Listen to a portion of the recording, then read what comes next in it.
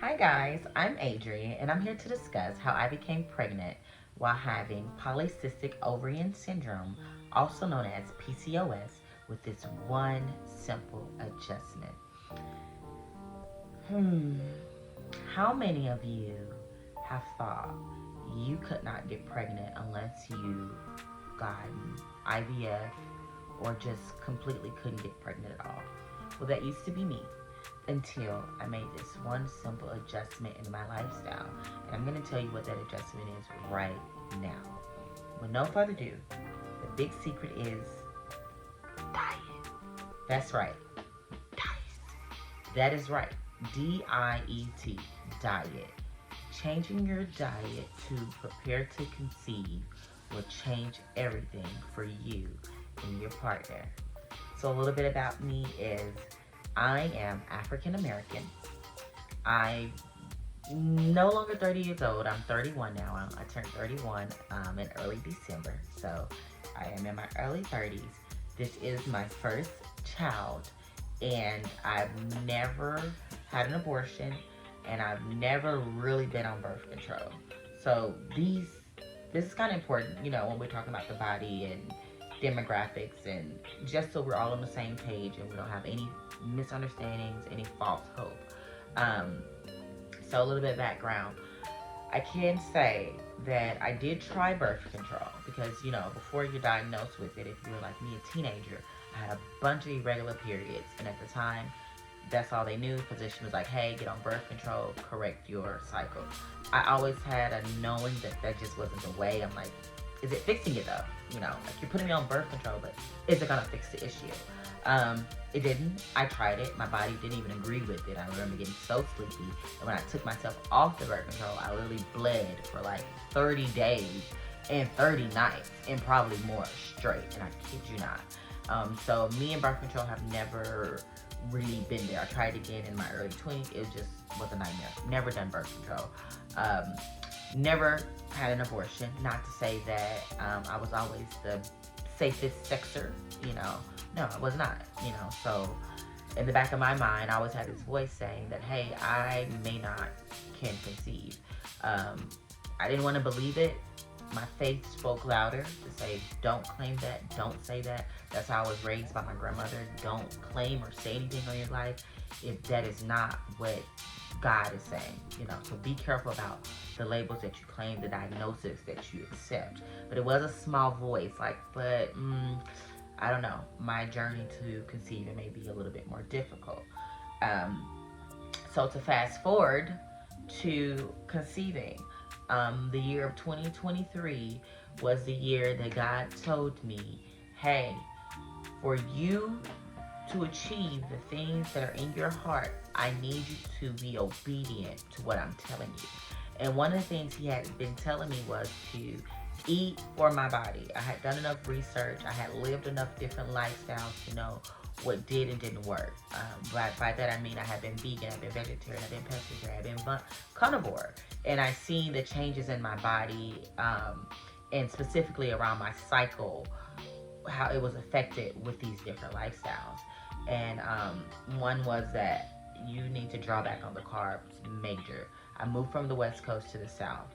Before moving from the West Coast, I did live with a significant friend, and we drank a lot of alcohol.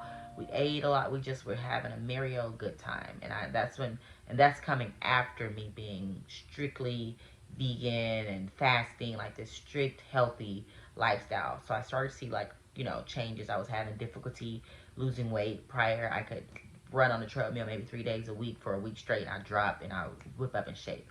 When I introduced a bunch of alcohol and stuff into my diet, I was just having a difficulty, and I had gained a belly. I had never had a belly, stomach fat or whatever. And then when I moved from the West Coast to the South, it became worse because although I may have desire to eat healthy, where I live, do not have a lot of options. Although I'm an excellent health cook, excellent juicer, sometimes you just don't feel like it. In my family, my mom and dad, they are cookers. They will beat you to the kitchen. And before I know it, I'm eating whatever they're cooking. And a lot of times it's heavy starches and carbs and things that do not agree with the diet that I needed to adhere to. So at the start of 2023, I took some time with God and I said, hey, You know, he's like, hey, I want to give you the desires of your heart, but you have to be obedient to what I need you to do. You know, and I was like, okay, I'm gonna be obedient because I know that he can bring this to pass. Like, I know it if I just do what I know. And that was to change my diet. And so what I did was I began cutting back on carbs, cutting back on the alcohol, the sugars. I started to incorporate sea moss into my diet. I was bringing back the smoothies, the avocados, green, the leafy, and a bunch of water. And I was working out. And I do believe that was a game changer. I do believe also CMOS was a maybe a secret game changer as well. So that I was giving up. I'm not gonna lie, I was giving up on having a baby by December, which is my birthday, because I was turning 30, and I was like, I don't really want to have kids after 30. That's always been a thing for me. I'm good. I'm cool. I want to get my tubes tied. Actually, I'm over it.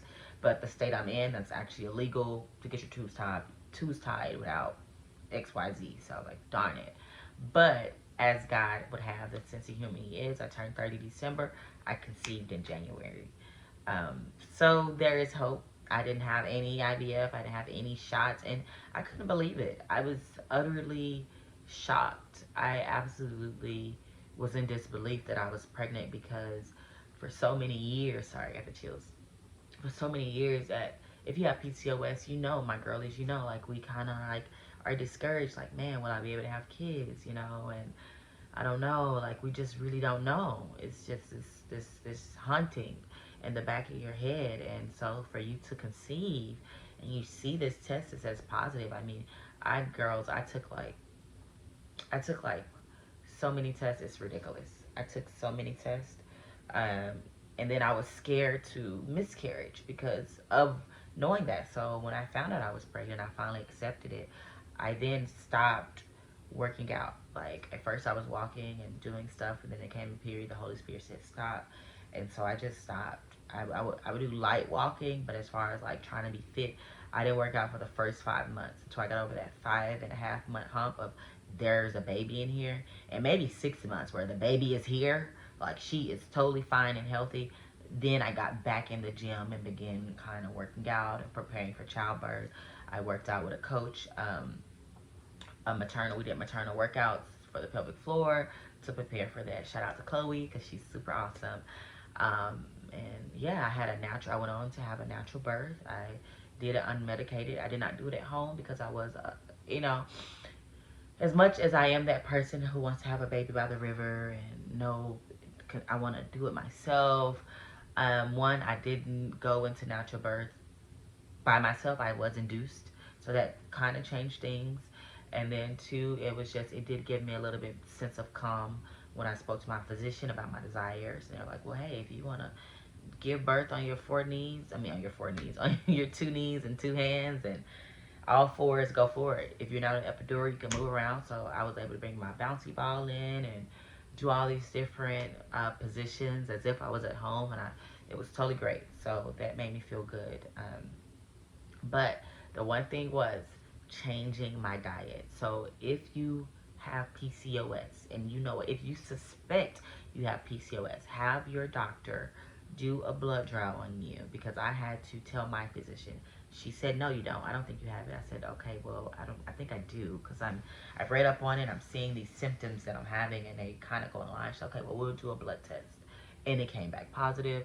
We did the ultrasound. She did they call it the string of pearls. And we did, identify with that. So I'm here to give you encouragement to say that you too can conceive. Of course, maybe the biggest thing is have sex. Have a lot of sex. And with me and my husband, I should call him fiance because he's my husband. That's my boo. Me and my husband, we made a lot of love. It was not sex. During that period, we were making straight up love every night. And I think that makes a difference in how your body conceives. And what better way to tell your child that, hey, babe, you were made from love. If nothing else is right and wrong on that day, you were made from love and you were meant to be here. So just be obedient to the voice in your head. If something's telling you, go walking, put down that Coke, drink water, up your leafy greens, get your sea moss gel, do it. And I promise promise you, you're going to come back and give me good news.